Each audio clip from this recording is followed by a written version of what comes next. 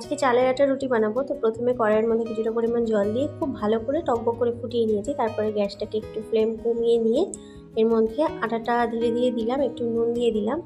এবার মোটামুটি যতটা পরিমাণ আটা আমি তৈরি করব ততটা পরিমাণ দিয়ে ভালো করে এরকম খুন্তি দিয়ে কিছুটা মেখে রেখে দিলাম। ঠান্ডা হতে দিয়েছিলাম। তো ঠান্ডা হয়ে যাওয়ার পর আবার কিছুটা ঝুড়ো চালের আটা নিয়ে এরকম সুন্দর করে মসৃণ করে বল তৈরি করে নিলাম। এটাকে খুব সুন্দর করে মাখতে হবে আর এরকম মসৃণ করে বল তৈরি করতে হবে, না হলে বেললে পরে চারপাশটা ফাটা ফাটা হয়ে যাবে। খুব হালকা হাতেই এরকম ঝুড়ো আবার চালের আটা দিয়ে ধীরে ধীরে আমি সুন্দর করে প্রত্যেক কটা রুটি বেলে নেব।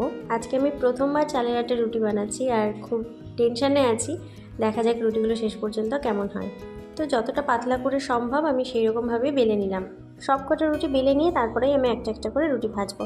তাওয়া গরম করে রুটি বসিয়ে দিয়েছি। গমের আটার রুটির মতো আমি ডাইরেক্ট হিটে এগুলোকে ভাজবো না, এইভাবে একটা কাপড়ের সাহায্যে এগুলোকে ফুলিয়ে নেবো।